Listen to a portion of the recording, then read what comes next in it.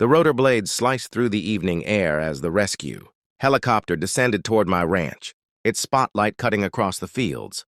Dust swirled and neighbors stepped onto their porches, murmuring in confusion. They weren't expecting anyone, and honestly, neither was I. But when the call came that the governor himself was on board, insisting on landing here because of an emergency meeting, I had no choice but to clear the way, or at least I thought I had.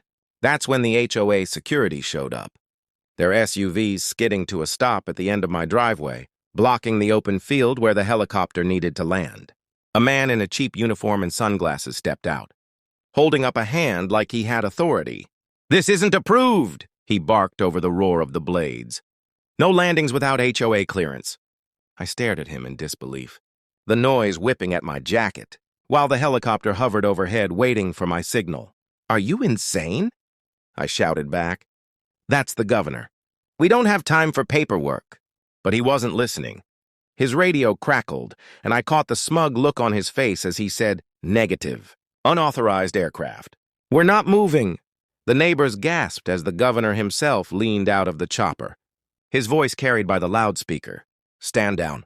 This is official business." Yet the guards didn't flinch.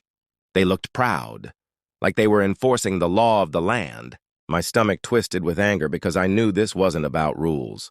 It was about control.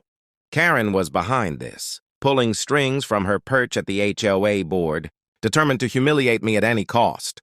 The helicopter circled, fuel burning, the governor's staff waving frantically. The officers who had arrived earlier stood frozen, unsure if they should intervene.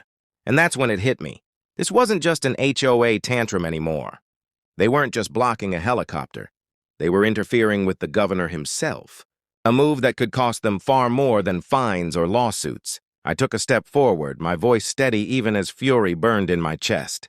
"Move your cars, now, or you'll be answering to more than just me."